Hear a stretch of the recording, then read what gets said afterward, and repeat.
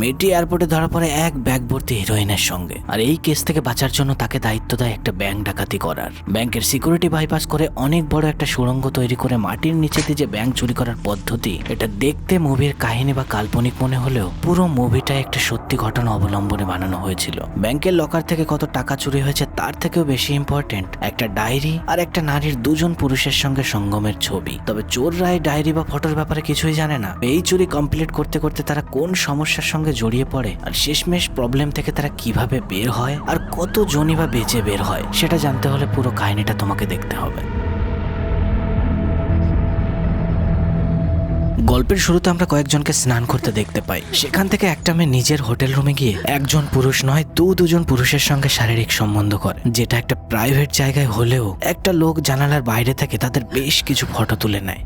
Scene change হয় আর এখান থেকে আমরা জানতে পারি এটা বেশ কিছুদিন আগের ঘটনা। আর এখন বর্তমান সময়ে আমরা টেরি নামের একজন লোককে দেখতে পাই যে সেকেন্ড হ্যান্ড গাড়ির বিজনেস করে। রোজগারের মতোই সে তার গ্যারেজে এসছে, কিন্তু এমন সময় সেখানে একটা গাড়ি এসে থামে আর তার ভেতর থেকে বেশ উঁচু লম্বা দুজন লোক হাতে লোহার রড নিয়ে টেরির দিকে এগিয়ে এসে বলে, আশা করি আজ দিয়ে দিবি আমাদের পাওনা টাকাগুলো। যে কথা শুনে টেরি একটু রেগেই বলে, এত বারবার আসার দরকার নেই এদিকে, আমি বলেছি তো টাকাগুলো দিয়ে দেবো। কিন্তু লোকগুলোর আচরণ দেখেই বোঝা যায় এরা কোনো সরকারি ব্যাংকের কর্মচারী না, বরঞ্চ গুন্ডা দলের লোক। যে কারণে টাকা না পাওয়ায় যাওয়ার সময় টেরির বেশ কয়েকটা গাড়ির কাজ ভেঙে দিয়ে চলে যায়।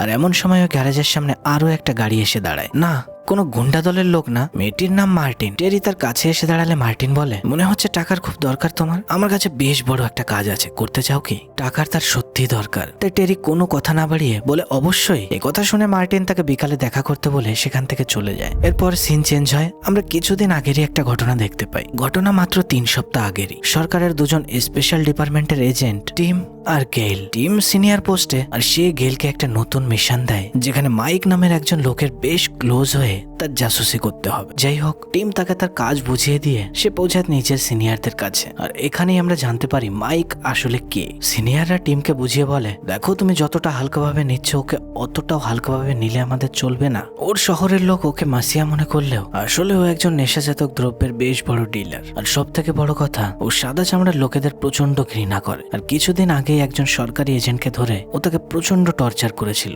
যে কারণে তার উপর অনেক কেসও হয়েছে। কিন্তু এজন্য কোর্টে তার সাজা হতো তার আগেই ও বেশ কনফিডেন্সের সঙ্গে আমাদের এমন কিছু দেখিয়েছে যার ফলে না তোকে কোর্ট সাজা দিতে পারছে আর নাই বা উপরে ডিপার্টমেন্টের কেউ তাকে কিছু বলতে পারছে। মাইকের কাছে এই দেশের নামী ব্যক্তিদের এমন কিছু গোপন ফটো আছে যেটা সে পাবলিক করে দেওয়ার ধমকি দিয়ে সে খুব সহজে এখনো জেলের বাইরে ঘুরে বেড়াচ্ছে। তাই আমাদের করণীয় যেভাবে হোক ওই ফটোগুলো আমাদের হাসিল করতে হবে। আর জাসুস লাগিয়ে আমি এটা জানতে পেরেছি আমাদের শহরের লয়েড ব্যাংকেও বেশ কিছুদিন ধরে যাতায়াত করছে। তাই আমি যদি ভুল না হই ওই সমস্ত ফটোগুলো ওই ব্যাংকের লকারেই আছে। যেটা শুনে টিম বলে, তাহলে আর প্রবলেম কি? আমি অফিসাররা দলবল নিয়ে সেখানে পৌঁছাচ্ছি, ওরা আমাদের লকার খুলতে নিশ্চয়ই না করবে না। সিনিয়র অফিসার বলে, ব্যাপারটা অতটাও সহজ না টিম। লকার একটা প্রাইভেট প্রপার্টি, আর ওটা খোলার পারমিশন যদি আমরা পেয়েও যাই, ওর মধ্যে কি আছে এই খবর নিয়ে পুরো নিউজ চ্যানেল সহ এই শহরের সমস্ত জায়গায় রটে যাবে। তাই যতটা সম্ভব এটা আমাদের সাইলেন্টলি করতে হবে। সিনিয়রদের মুখে এই কথা শুনে টিম বলে, আচ্ছা আমি দেখছি কি করা যায়। সিন চেঞ্জ হয়। আমরা মার্টিনকে এয়ারপোর্টে দেখতে পাই, কিন্তু এয়ারপোর্টের সে ভেতরে যেত তার আগে পুলিশরা তাকে দাঁড় করিয়ে তার লাগেজ সার্চ করলে তার মধ্যে অনেক হিরোইন পায়। মার্টিন যেন এটা নিজেও বিশ্বাস করতে পারে না। এখন এই কেস থেকে বেরোনোর জন্য সে কি করবে বুঝতে না পেরে সে তার বয়ফ্রেন্ডের কাছে কল করে। মার্টিনের বয়ফ্রেন্ড আর কেউ না, স্পেশাল ডিপার্টমেন্টের অফিসার টিম। এখান থেকে সিন চেঞ্জ হয়। আবারও আমরা প্রেজেন্ট টাইম দেখতে পাই, যেখানে মার্টিনের কথা মতো টেরি আজ সন্ধ্যাবেলায় তার সঙ্গে দেখা করতে আসে। সময় নষ্ট না করে টেরি কাজের ব্যাপারে শুনলে মার্টিন বলে, দেখো আমি জানি তোমার টাকার প্রয়োজন, আর তুমি সহ তোমার টিম সব দিনই চাইতো কোনো একটা বড় সড়ো সুযোগ পাওয়ার। আর মনে করো আমি তোমাদের জন্য সেই সুযোগটাই নিয়ে এসেছি, একটা ব্যাংক। শোনা মাত্র টেরি বলে, তুমি জানো আমরা ছোটখাটো চুরি করেছি হয়তো, আর সেটা করার জন্য রাজিও হয়ে যেতে পারি, কিন্তু একটা ব্যাংক এটার জন্য কেউই রাজি হবে না, ইভেন আমিও না। কিন্তু মার্টিন তাকে বুঝিয়ে বলে, না তো ব্যাংক ডাকাতি নাই বা বন্দুকের গোলাগুলি এরকম কিছুই হবে না। ব্যাংকের মধ্যে থাকা এক সিকিউরিটি ডিপার্টমেন্টের বন্ধুর কাছ থেকে আমি জানতে পেরেছি কিছুদিন আগে ব্যাংকের সিকিউরিটি অ্যালার্মটা নষ্ট হয়েছে, আর সেটা এখনো চেঞ্জ করা হয়নি। আর এই সুযোগে যদি ব্যাংক যেদিন বন্ধ থাকবে সুড়ঙ্গ করে লকার রুমে যদি পৌঁছাতে পারো, আর এটা অবশ্যই জানো ওইখানে ক্যামেরাও থাকে না, তো রিস্ক 1% বললেও বেশি বলা হবে। এত বড় সুযোগও কি তুমি হাতছাড়া করতে চাও? সমস্ত কিছু শুনে টেরির বেশ ইন্টারেস্টিং তো লাগে, কিন্তু ব্যাংকের সিকিউরিটি মোটেও সহজ কথা না। ওর ভেতরে হয়তো এখনো অনেক গোপন সিকিউরিটি আছে যেটার সম্পর্কে তারা জানেও না। তাই সে মার্টিনকে সরাসরি কথা না দিয়ে বলে, আমি আমার দলের সঙ্গে ডিসকাস করে তোমাকে জানাচ্ছি। টেরি সেখান থেকে চলে যাওয়া মাত্রই মার্টিন টিমের সঙ্গে দেখা করে। টিম বলে ওরা কি রাজি হলো, কিন্তু এই সমস্ত কিছু টেরি দূর থেকে দেখছিল। তাদের কথোপকথন পুরোটা শুনতে না পারলেও টেরি এটা সন্দেহ করেছিল যে মার্টিনের সঙ্গে তার এত বছর দেখা হয় না, সে উপজে তার কাছে এসে একটা কাজ দিচ্ছে। কিছু তো ঝোল এই কাজের মধ্যে আছে, কিন্তু অনেক ঋণের বোঝা জমা পড়েছে, টাকার তার সত্যিই দরকার। তাই সেখান থেকে সোজা তার দুজন পার্টনারের সঙ্গে দেখা করে, ডেভ আর কেভিন। ব্যাংকের এই চুরির ব্যাপারে সমস্ত কিছু তাদেরকে গুছিয়ে বললে তাদেরও রিয়াকশন সে একই রকম হয়। ব্যাংক চুরি? তুই পাগল, আমরা ছোটখাটো চুরি করি ঠিক আছে, ব্যাংকে চুরি অনেক বড় বিষয় রে, ধরা পড়লে পুরো জীবন শেষ হয়ে যাবে। কিন্তু মার্টিনের বলা সেই সমস্ত কিছু টেরিও তার পার্টনারকে বোঝাতে থাকে। যাই হোক, সিন চেঞ্জ হয়। এবার আমরা মাইককে দেখতে পাই। টিমের লাগানো জুনিয়র এজেন্ট গেইল অলরেডি মাইকের কাছে চলে এসছে। ওই রাতে ডিনারের সময় কথাবার্তার মাধ্যমে ভুলিয়ে ভালিয়ে লোভ দিয়ে মাইকের ভাইকে সে যৌবনের জালে ফাঁসিয়ে নেয়। এখান থেকে আবারও সিন চেঞ্জ হয়। আমরা আরো একটা নতুন ক্যারেক্টার লিউ নামের একজন বয়স্ক লোককে দেখতে পাই। সে বেশ বড় একটা বারের মালিক, আর তার সাথে সাথে মেয়েদের ব্যবহার করে অশ্লীল টাইপের ভিডিও বানায়। বিভিন্ন ধরনের বিজনেস সে একসঙ্গেই রান করে, যে কারণে তার ইনকামও প্রচুর। এমন সময় তার কেভিনে দুজন পুলিশ অফিসার এসে তাদের সাপ্তাহিক টাকাটা নিতে আসে। লিও তাদেরকে সেটা দিয়েও দেয়, কিন্তু পুলিশ অফিসার সেখান থেকে চলে যাওয়ার পর লিও তার প্রত্যেকটা হিসাব নিকাশ তার একটা ডায়েরিতে লিখে রাখে। সিন আবারও চেঞ্জ হয়। শহরের বেশ নামী একজন পলিটিশিয়ানকে পতিতালয়ের ভেতরে আমরা দেখতে পাই, আর সেখানে সে যখন ইয়ং মেয়েদের সঙ্গে একটু অন্যরকম ভাবে আনন্দ উপভোগ করছিল, একজন লোক লুকিয়ে তার ফটো তুলে নেয়। ওদিকে মার্টিন টেরি আর তার দলবলের সঙ্গে দেখা করে বলে, কতদূর, তোমরা কি প্ল্যান করলে? টেরি বলে, হ্যাঁ আমি রাজি করিয়েছি সবাইকে, কিন্তু ব্যাংকটা সম্পর্কে আমাদের আর একটু ডিটেলসে জানার দরকার। মার্টিন বলে, অবশ্যই, আজই আমি ওইখানে একটা লকার বুক করেছি, কাল তোমাকে নিয়েই না হয় ওইখানে যাব, ভেতরে ঢুকেই একদম খুঁটিনাটি ভাবে সমস্ত কিছু দেখে নিও। এদের এই কথোপকথনের মধ্যে আমরা জানতে পারি টেরি বিবাহিত। এই পার্টিতে তার স্ত্রী এবং দুজন মেয়েও এসেছিল। যাই হোক, পরের দিন সকাল হতেই টেরি আর মার্টিন সে ব্যাংকের ভেতরে যায়, আর ডেভ আর কেভিন ব্যাংকের বাইরেই দাঁড়িয়েছিল। তখনই লিউকে বাইরে আসতে দেখে ডেভ তাকে চিনতে পারে, কিন্তু বন্ধু কেভিন তার ব্যাপারে শুনলে ডেভ বলে, আমি নিজেই ওর একটা অশ্লীল ভিডিওতে কাজ করেছি, কিন্তু আমি বুঝতে পারছি না লোকটি আমাকে না চেনার কেন ভান করলো।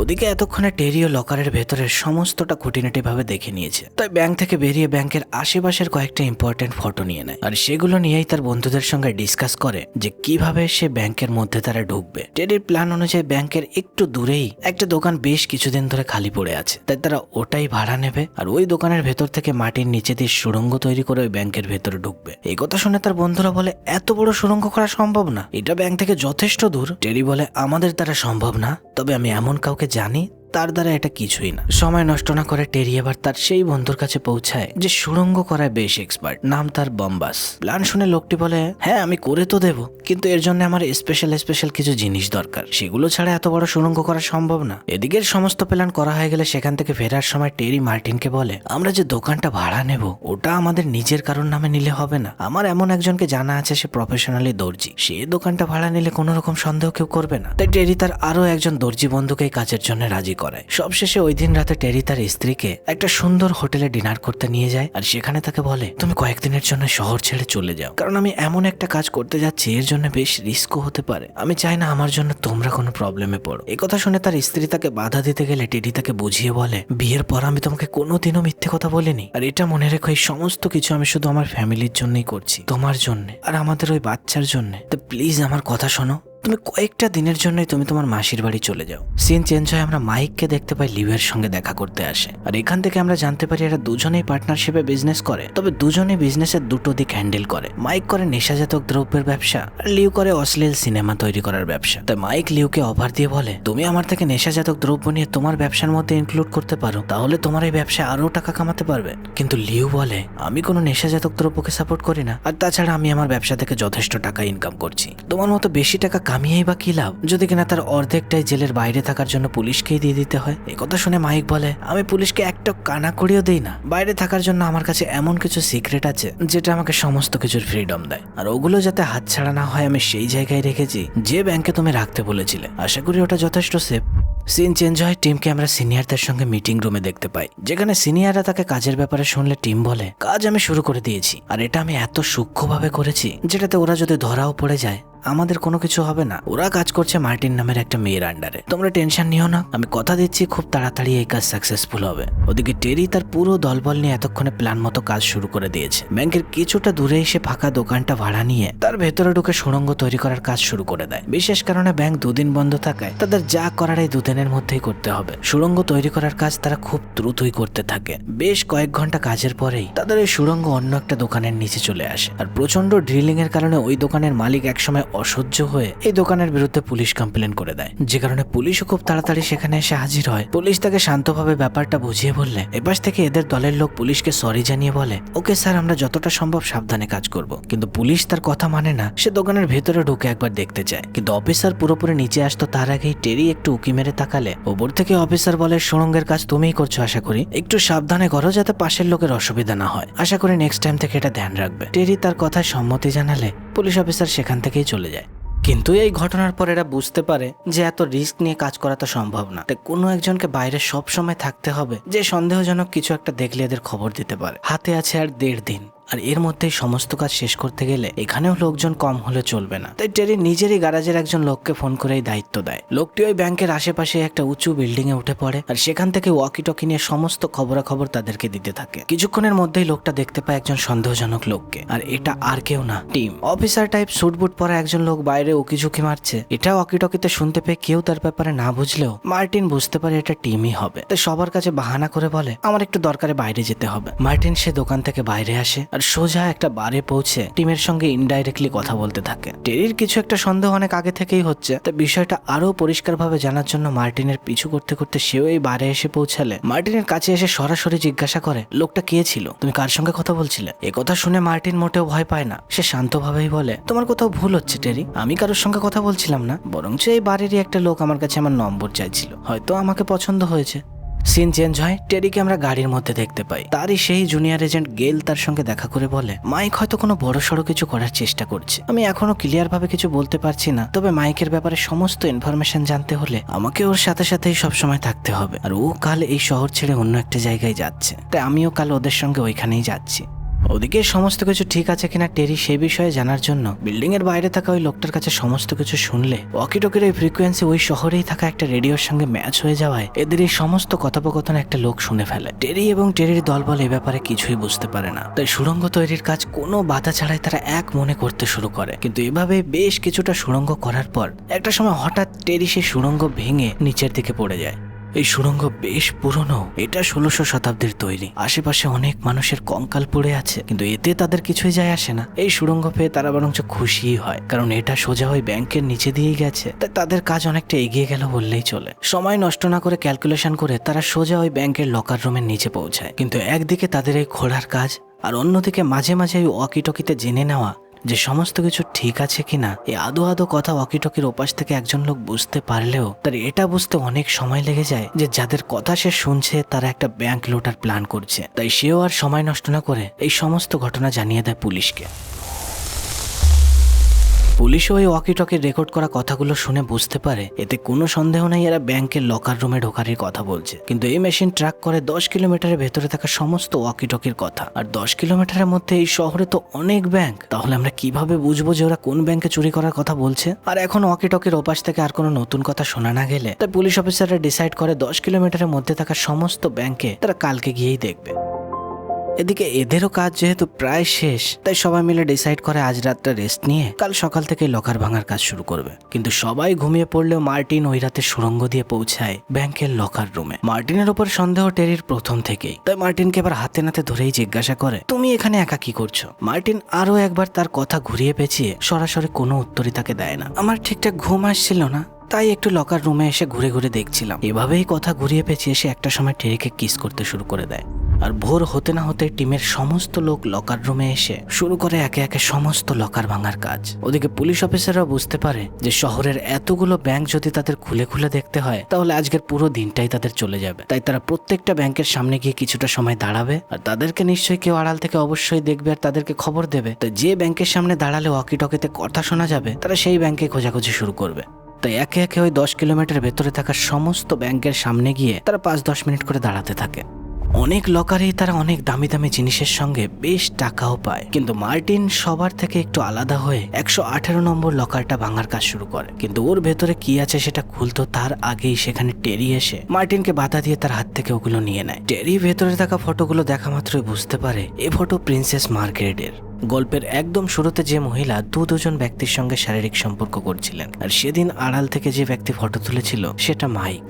যেখানে সবাই দামে দামে জিনিস চুরি করার জন্য ব্যস্ত, সেখানে মার্টিন কেন ডাইরেক্ট 118 নম্বর লকারের কাছে আসলো? এই ব্যাপারে টেরি তার সঙ্গে আলাদা করে কথা বলতো তার আগেই বাইরে থেকে খবর আসে, দোস্ত ব্যাংকের সামনে পুলিশ চলে এসছে। এই কথা শোনা মাত্রই যেন সবার গলা শুকিয়ে আসে, কিন্তু আশার আলো খুঁজে পায় পুলিশ অফিসাররা। কারণ অকিটকের ওপাশ থেকে এই কথা তাদের কানে যাওয়ায় সমস্ত পুলিশ অফিসারদের এবার অর্ডার দেয়, তোমরা যে ব্যাংকের সামনে আছো ওই ব্যাংকেই ঢোকো, যা হবার ওটার মধ্যেই হচ্ছে। কিন্তু পুলিশের সিনিয়র ডিপার্টমেন্টের একজন জানায়, আমরা তো একসঙ্গে অনেকগুলো ব্যাংকের সামনে লোক পাঠিয়েছি, এক্স্যাক্ট বলো কোন ব্যাংকের সামনে। কিন্তু এপাশে এদের ভাগ্য এতটাই ভালো যে এর থেকে ডিটেলসে তারা ওয়াকিটকিতে কথাবার্তা বলতো তার আগেই লোকটার হাত থেকে ওয়াকিটকিটা নিচে পড়ে অফ হয়ে যায়, যে কারণে পুলিশ অফিসাররা ব্যাংকের ব্যাপারে আর ডিটেলস কিছুই জানতে পারে না। কিন্তু যে কটা ব্যাংকের সামনে পুলিশরা সেই সময় উপস্থিত ছিল তাদের ম্যানেজারদের ডেকে এবার সেই ব্যাংক খুলিয়ে ব্যাংকের সমস্ত জায়গায় ঘুরে যখন লকার রুম চেক করার জন্য ম্যানেজারকে খুলতে বলে, সেটা ম্যানেজার জানায় এই লকারে প্রত্যেক দিনে টাইমার সিস্টেম থাকে, যাতে চাইলেও কেউ সময়ের আগে এই লকার না খুলতে পারে। আর এই লকার কালকে ব্যাংক যখন ওপেন হবে ঠিক তখনই খুলবে, তার আগে এটা খোলা কোনোভাবেই সম্ভব না।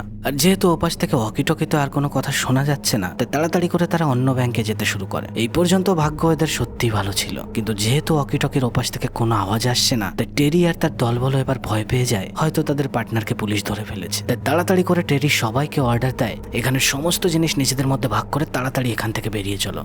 আর প্ল্যান মতো এদেরকে এখান থেকে নিয়ে যাওয়ার জন্য রাস্তা দিয়ে যখন ব্লু কালারের একটা ভ্যান যখন আসছিল, মার্টিনের কাছ থেকে টিম যেহেতু ওই প্ল্যানের ব্যাপারে সমস্ত কিছু জানতো, তাই ভ্যানটাকে দেখা মাত্রই সে সামনে গিয়ে সেটাকে দাঁড় করায়। বেশ অবাক হয়, কারণ ভ্যানের মধ্যে কেউই ছিল না, আর থাকবেই বা কি করে। টেরি মার্টিনের ওপর সন্দেহ অনেক আগে থেকেই করেছিল, তাই ব্যাংক থেকে বেরোনোর যে প্ল্যান বি সেটা তার পার্টনারদের জানালেও মার্টিনকে সেটা সে জানায়নি। তাই এরা খুব সহজেই টেরির ঠিক করা আরেকটা গাড়িতে পুলিশের চোখকে ফাঁকি দিয়ে সেখান থেকে বেরিয়ে যায়। আর ওদিকে টিমের উপর টিমের সিনিয়ররা প্রচন্ড রাগ দেখাতে থাকে এই কারণে, কারণ মাইকেল লকারের ওই ডেটা যদি লিক হয় শহরের অনেক বড় বড় বিজনেসম্যান নেতারাও অনেক কোশ্চেনের সম্মুখীন হবে। ওদিকে এতক্ষণে টেরির দল একটা সেফ জায়গায় পৌঁছায়, সমস্ত জিনিস এক জায়গায় করে সেগুলোকে সমান ভাগ করে, আর যে যার ভাগ নিয়ে পুলিশের হাত থেকে বাঁচার জন্য সেখান থেকে পালাতে শুরু করে। দোকান ভাড়া নেওয়া দর্জি আর বাম্বাস সেখান থেকে বেরিয়ে গেলে টেরি মার্টিনের কাছে এবার কোশ্চেন করে, আমাকে সত্যি কথা বলো, তুমি আমাদের কাজটা কেন দিয়েছিলে? আর এত টাকা পয়সা থাকা সত্ত্বেও তুমি ওই লকারের পেছনে কি জন্য ছিলে? আমি যতদূর বুঝতে পারছি এই ফটো তোমার কোনো কাজের না, এর পেছনে বড় কারোর হাত আছে। এবার মার্টিন সমস্ত সত্যিটা বলার জন্য রাজি হয়ে যায়। কিছুদিন আগে আমি এয়ারপোর্টে ব্যাগ ভর্তি নেশাজাতক দ্রব্যের সঙ্গে ধরা পড়ি, আর ওই কেস থেকে বাঁচার জন্য যখন আমি আমার বয়ফ্রেন্ড টিমের কাছে কল করি, ওই আমাকে বলেছিল ওই লকার থেকে যদি এই ফটোকটা বের করে নিয়ে আসতে পারে তবেই ও আমাকে এই বিষয়ে সাহায্য করতে পারবে। আর আমাকে এটাও বলেছিল যে ব্যাংক রাবারি হলে ওর ভেতর থেকে যা টাকা পয়সা বেরোবে সব আমরাই রাখতে পারি। একথা শুনে টেরি এবার রেগে বলে, তুমি কতটা বোকা ভাবো? তোমার মনে হয় এই শহরের প্রিন্সেসের এরকম ফটো দেখার পর আমাদের কাউকে ছেড়ে কথা বলবে ওরা? আর এটাই বা কেন তুমি বুঝতে পারোনি? তোমার ব্যাগে যদি তুমি কোনো নেশাজাতক দ্রব্য না রাখো তাহলে সেটা কোথা থেকে আসলো? এই সমস্ত কিছুই প্ল্যান করা, তোমার ব্যাগে ওই সমস্ত কিছু রাখা আর তোমার মাধ্যমে আমাদের দিয়ে ওই ব্যাংকে চুরি করা। টিমের কেউই এসবের ব্যাপারে কিছুই জানতো না এতক্ষণ। এবার ডেভ ওই ফটোর কথা শোনা মাত্রই সে প্রচন্ড ভয় পেয়ে বলে, আমি এখান থেকে যাচ্ছি, আমি ওইসব ফটো কিছুই দেখিনি, এক পাও আমি আর এখানে দাঁড়াতে চাই না। যদিও যাওয়ার আগে টেরি তাকে বেশ কয়েকবার বোঝানোর চেষ্টা করে যে তাদের একসঙ্গে থাকা উচিত এই সময়, কিন্তু ডেভ তার একটা কথাও শোনে না। সকাল হতেই লয়েড ব্যাংকের চুরির কথা সমস্ত নিউজ পেপারে ছড়িয়ে পড়ে। টেরির কাছ থেকে সমস্ত কিছু বোঝার পর মার্টিনও এখন অবস্থার গম্ভীরতা বুঝতে পেরে তার বয়ফ্রেন্ড টিমের কাছে কল করে বলে, দেখো আমি সমস্ত ফটো তোমাকে দিয়ে দেবো, তবে আমাদের কারোর যেন কিছু না হয় সেই সিকিউরিটি আমি চাই, আর তার সাথে আমাদের দরকার নতুন আইডি আর নতুন পাসপোর্ট। কিছুই করার নেই, তাই টিম না চাইতেও তাদের সমস্ত শর্তে রাজি হয়ে যেতে হয়। ওদিকে এতক্ষণে ওই ব্যাংকে সেই সমস্ত কাস্টমার আসতে শুরু করেছে যাদের লকার ওই ব্যাংকের ভেতরে ছিল। সেখানে আমরা পতিতালয়ের সেই মালকিনকেও দেখতে পাই যে ব্যাংকের ম্যানেজারের সঙ্গে প্রচন্ড কথা কাটাকাটি শুরু করেছে তার ইম্পর্টেন্ট জিনিসগুলোর জন্য। কারণ পতিতালয়ের ভেতরে বড় বড় বিজনেসম্যান পলিটিশিয়ানদের শারীরিক সঙ্গমের যে ফটোগুলো তোলা সেগুলোও সে এই লকারেই লুকিয়ে রেখেছিল। যাই হোক, ব্যাংকের এই চুরির ঘটনা যখন একটা পুলিশের কাছ থেকে লিউও জানতে পারে, সেও প্রচন্ড টেনশনে চলে আসে, কারণ কারণ তার হিসাব নিকাশের যে ডায়েরি সেটা সে ওই ব্যাংকে রেখে দিয়েছিল। আর ওই ডায়েরিতে তার লিগাল ইলিগাল ব্যবসার থেকে শুরু করে প্রত্যেকটা পুলিশের সাপ্তাহিক টাকা দেওয়ার ডিটেলস তাদের নাম সহ লেখা ছিল। একথা শোনা মাত্র পুলিশ অফিসার যতটা না ভয় পায় তার থেকে বেশি লিউ রেগে পুলিশকে অর্ডার দেয় যেভাবেই বা সম্ভব ওই ডায়েরি আমার চাই। হন্তদন্ত করে পুলিশ সেখান থেকে বেরিয়ে গেলে লিউ কল করে এবার মাইককে। ফোনের সমস্তটা শোনা মাত্র এবার মাইক টেনশনে চলে আসে এই কারণে ওই ফটোগুলো যদি হাতছাড়া হয় সে আর এত সহজে জেলের বাইরে ঘুরে বেড়াতে পারবে না। বেশ কিছুক্ষণ চিন্তা ভাবনা করে মাইকের সন্দেহ হয় এবার গেলের ওপর। অন্যদিকে টিম সেই জায়গায় চলে এসেছিল যেখানে মার্টিন তাকে আজ আসার কথা বলেছিল, কিন্তু সেখানে মার্টিনের বদলে এসে টেরি। আসা মাত্রই সে বলে, আমি জানি তোমার পুলিশরা এখানে অনেক জায়গায় ছড়িয়ে আছে। এই বলে মার্টিন টিমকে সে প্রিন্সেসের ফটোটা না দিয়ে পতিতালয় থেকে তোলা ওই পলিটিশিয়ানের ফটোটা দেখায় আর বলে, তুমি আমাদের ধরে যে চালাকি করতে চাইছো সেটার কথা তো ভুলেই যাও। আমি আজ সন্ধ্যাবেলা পর্যন্ত সময় দিলাম, এই ফটোটা না হয় তুমিই রাখো। সন্ধ্যাবেলার মধ্যে যদি পাসপোর্টের আইডি না পাই না হলে এই সমস্ত ফটো কালকের খবরের কাগজে দেখতে পাবে। এই কথা শোনা মাত্রই স্বাভাবিক টিম বেশ ঘাবড়ে যায়, যে কারণে সিনিয়রদের কাছে গিয়ে ওই ফটোটা দিয়ে বলে, হয়তো ওর কাছে এরকম ফটো আরো আছে, তাই ও যা বলছে আমাদের সেটাই হয়তো মেনে নেওয়া উচিত। অন্যদিকে লিউকে আমরা দেখতে পাই যে অনেক ভেবেচিন্তে একটা নাম সে বের করেছে, সেটা হলো ডেভ। কারণ সেদিন ব্যাংক থেকে বেরোনোর সময় ডেভ তার সঙ্গে এসে কথা বলার চেষ্টা করছিল, হয়তো ওই কিছু এর ব্যাপারে জানে। লিউয়ের কথা মতো দুজন লোক ডেভকে ধরেও ফেলে আর তাকে এত টর্চার করতে শুরু করে যে প্রথম ডেভ তাকে কিছু না বললেও টর্চার সহ্য করতে না পেরে একটা সময় সে মুখ খুলেই ফেলে। তাই লিউয়ের হাতে থাকা সেই ঘুষখোর পুলিশগুলো প্রথমেই যায় টেরির সেই গ্যারেজে, কিন্তু সেখানে টেরিকে না পেয়ে তার দুজন স্টাফের মধ্যে ছেলেটিকে তারা ধরে নিয়ে যায়। আর যাওয়ার সময় মেয়ে স্টাফটিকে লিউয়ের নম্বর দিয়ে বলে, তোর মালিক ফোন করলে এই নম্বরটা দিয়ে দিস। অন্যদিকে পুলিশ প্রশাসনের ওপর যেহেতু প্রচন্ড প্রেশার আসছে, শহরে এত সিকিউরিটি থাকার পরেও এটা কিভাবে সম্ভব হলো তার কোন রকম উত্তর দিতে না পেরে পুলিশরা তাদের রেকর্ড করা সেই ওয়াকিটকির কথাগুলো রেডিওতে পাবলিক করে দেয়, যাতে শহরের লোক আইডেন্টিফাই করতে পারে যে লোকগুলো আসলে কে। আর শহরের সমস্ত টেলিভিশন এবং রেডিওতে যখন এই ভয়েস নোট চলছিল, টেরির মেয়ে এই আওয়াজ শুনে তার মাকে ডেকে বলে, মা বাবার আওয়াজ কি করছে রেডিওতে। রেডিওর কথাগুলো শুনে টেরির স্ত্রীর আর বুঝতে বাকি থাকে না যে তার হাজবেন্ড এখন কত বড় প্রবলেমে জড়িয়ে পড়েছে। এদিকে টেরি যখন তার গ্যারাজে কল করে সেখান থেকে জানতে পারে তার স্টাফদের লিউ নামের একজন বিজনেসম্যান ধরে নিয়ে গেছে। আর সে যেমন তেমন করে লিউয়ের নাম্বার জোগাড় করে তার কাছে কল করলে লিউ ওপাশ থেকে বলে, দেখ বাচ্চা, তুই কে আমি জানি না, তবে তুই যে ব্যাংকের লকার লুট করেছিস তার মধ্যে আমার একটা ডায়েরি ছিল। ওই ডায়েরি তো আমি চাই, তার সাথে সাথে আমি প্রিন্সেসের ফটোগুলোও চাই। আর সেগুলো যদি আমাকে না দিস তাহলে তোর বন্ধু আর তোর এই স্টাফদের আমি এখানেই মেরে ফেলবো। একথা শুনে টেরি বলে, না, আমরা কোনো ডায়েরি পাইনি ওইখানে, তবে হ্যাঁ ফটো আমাদের কাছে আছে। কিন্তু ডায়েরি নেই এই কথা শুনে লিউ প্রচন্ড রেগে ডেভকে সেখানেই শেষ করে ফেলে। বন্দুকের গুলির ওই আওয়াজ শুনে টেরি এবার অবস্থার গম্ভীরতা বুঝতে পেরে সে তাড়াতাড়ি করে চুরি করা ওই মালের কাছে যায় আর সেখানে গিয়ে তার মধ্যে ডায়েরি খুঁজতে শুরু করে। কিছুক্ষণের খোঁজাখুঁজিতে সে ডায়েরি পেয়েও যায়। আর ওই ডায়েরি দেখা মাত্রই টেরির আর বুঝতে বাকি থাকে না এখানে এই শহরের সমস্ত কারাপ্টেড অফিসারদের নাম লেখা, যাদেরকে লিউ প্রত্যেক সপ্তাহে বড় বড় ঘুষ দিত। প্রেশার এখন দুদিক থেকেই, এদিকে ঘুষখোর পুলিশদের প্রেশার আর ওদিকে স্পেশাল ডিপার্টমেন্ট থেকে টিমের প্রেশার। ফটো তো একটাই, সে দুজনকে কিভাবে দেবে এখন? একজনকে ফটো না দিলে সে আইডি পাসপোর্ট পাবে না আর শহর থেকে বেরোতে পারবে না, তো আর একজনকে ফটো না দিলে তারা প্রাণেই মেরে ফেলবে। কার দিকে থাকবে সে? সিন চেঞ্জ হয়। এবার সে সিনিয়র ডিপার্টমেন্টের এজেন্টরা সেই পলিটিশিয়ানকে ডেকে নিজের কাছে এনেছে যার ফটো ওই লকারে ছিল। আর এখন সেই ফটো দেখে লোকলজ্জার ভয়ে বলে, ওরা কি চায় সেটা তাড়াতাড়ি পূরণ করো, যা বলছে ওদেরকে দিয়ে দাও, যত তাড়াতাড়ি সম্ভব এই কেস শেষ করো। ওদিকে এতক্ষণে লিউয়ের লোক খুঁজতে খুঁজতে বাম্বাস আর সেই দোকানের মালিককে খুঁজে ফেলেছে। আর তাদের কাছে ইম্পর্টেন্ট কিছু নেই সেটা বুঝতে পেরে তাদেরকে আর ধরে সময় নষ্ট না করে গাড়ির মধ্যেই মেরে ফেলে। আর এই খবর লিউ টেরিকে দিয়ে বলে, আশা করি তুমি বুঝতে পেরেছো আমি মোটেও নাটক করছি না, আমি যা চেয়েছি কাল সকালে রেলওয়ে স্টেশনে যেন পেয়ে যাই। টেরি এখন কি করবে বুঝতে না পেরে লাস্টবারের মতো সে একবার তার ফ্যামিলির সঙ্গে দেখা করতে যায় আর তার স্ত্রীকে তার ভাগের সমস্ত টাকা দিয়ে বলে, তোমার উপর যদি কোনো রকম প্রবলেম আসে আমার জন্য, এই টাকার ব্যবহার করে তোমার যদি শহরও ছেড়ে যেতে হয় তো তুমি তাই করবে। এই কথা শুনে তার স্ত্রী প্রচন্ড রেগে যায়, কিন্তু টেরি এখন কি করবে, তার কাছে কিছুই করার নেই। তাই তার স্ত্রীকে শান্ত করিয়ে বলে, তুমি ব্যাপারটা বোঝার চেষ্টা করো। যেমন তেমন করে তার স্ত্রীকে শান্ত করিয়ে বুঝিয়ে সে দেখা করে টিমের সঙ্গে। টেরি তার নিজের আর টিমের কয়েকজনের ফটো দিয়ে নতুন আইডি তৈরি করে কাল রেলওয়ে স্টেশনে দিয়ে যেতে বলে। পরের দিন হতেই সে স্টেশনের দিকে সবাই রওনা হয়, কিন্তু মাঝে একটা জায়গায় নেমে কেভিন সে লিউয়ের ডায়েরির একটা পেজ নিয়ে ওই শহরের পুলিশ স্টেশনে গিয়ে বলে, এটা ডায়েরির একটা পেজ, আমাদের শহরের নাম করা বিজনেসম্যান লিউ তোমার ডিপার্টমেন্টের কতজন ঘুষখোরকে কত কত টাকা দিত তার সমস্তটা এতে লেখা আছে। আর এটা তো মাত্র এক পেজ, এর পুরো ডায়েরিটা যদি নিতে যাও তো আজ রেলওয়ে স্টেশনে চলে এসো।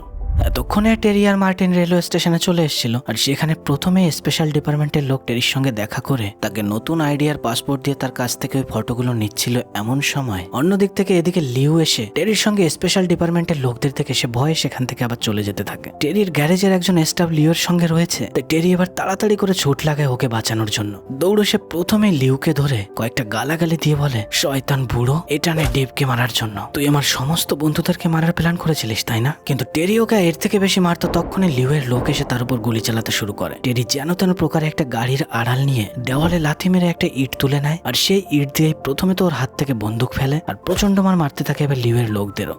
এতক্ষণে কেভিনের ডেকে আনা সমস্ত পুলিশ অফিসারও এখানে চলে এসেছিল, আর তারা এরকম গন্ডগোল হরতাল দেখে সেখানে থাকা সমস্ত লোককে গ্রেপ্তার করে ফেলে, সাথে সাথে টেরিকেও। কিন্তু পুলিশরা তাকে সেখান থেকে নিয়ে যেত। তখনই পুলিশ অফিসারের সঙ্গে কথা বলতে আসে টিম, আর অফিসারকে সে এমন কিছু বলে যে কারণে টেরি আর তার বন্ধুদের তারা ছেড়ে দেয়। আর যাওয়ার সময় টিম বলে, আমি আমার কথা রেখেছি, কিন্তু এরপরে তোমরা যদি কোনো ভুল করো সেটার জন্য আমি তোমাদেরকে বাঁচাতে পারবো না, তো আশা করি সেরকম ভুল তোমরা করবেও না। টেরি আর তার গ্যারেজের স্টাফ মার্টিন আর কেভিন সেখান থেকে ভালোভাবে চলে গেলেও অন্যদিকে আমরা দেখতে পাই মাইক গেলকে তার গার্ডেনে সারপ্রাইজ দেওয়ার জন্য ডেকে একটা কবর তৈরি করে তার মধ্যে ঠেলে ফেলে দেয়। মাইক তাকে মেরে ফেলার আগে বলে, এই শাস্তি আমার উপর জাসুসি করার জন্য। এই ঘটনার কয়েক ঘন্টার মধ্যেই এই শহরে টিম তার ফোর্স নিয়ে চলে আসে, আর মাইককে চারিদিক থেকে ঘিরে ফেলে। গেলের ব্যাপারে শুনলে মাইক বলে, গেল এখান থেকে চলে গেছে অনেক আগেই। এই কথা শুনে টিমের কিছু একটা সন্দেহ হয়, আর সে ঘর বাইরে সমস্ত জায়গায় খুঁজতে খুঁজতে গার্ডেনের সে আলতো মাটি সরিয়ে দেখতে পায় গেলের বডি ওইখানে পড়ে আছে। দুঃখ, আফসোস আর প্রচন্ড রাগে সে মাইককে সেখান থেকে গ্রেপ্তার করে, আর মাইকের এখানকার পুরো প্রপার্টি পেট্রোল দিয়ে জ্বালিয়ে ফেলে। এরপর সিন চেঞ্জ হয়ে বেশ কয়েকটা মাস পরের ঘটনা আমরা দেখতে পাই, যেখানে একটা ছোট্ট পার্টির মতো ব্যবস্থা করে টিম তার গ্যারেজের সেই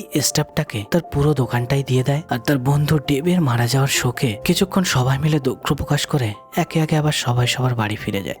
অবশেষে টিমও ফিরে আসে তার স্ত্রীর কাছে, আর এর কিছুদিন পরেই টিম তার ওয়াইফের কাছে বলা বেশ পুরনো একটা ইচ্ছা পূরণ করে। একটা নিজের প্রাইভেট বোট নেয়, আর তাতেই করে ছুটি কাটাতে বেরিয়ে যায় শহর থেকে বেশ দূরে। মুভির কাহিনী এখানে শেষ হলেও তোমাদের এটা জানা দরকার, এই পুরো গল্পটা একটা সত্যি ঘটনার পরিপ্রেক্ষিতেই বানানো ছিল। মুভির হিরো জোসানের যদি এরকম আরো মুভি দেখতে চাও, সেটা তোমরা স্ক্রিনে প্রপাপ হতে দেখতে পাচ্ছ, সেখান থেকে দেখতে পারো বা চ্যানেল পেজ থেকেও দেখতে পারো। দেখা হচ্ছে আবারও পরের ভিডিওতে। টাটা।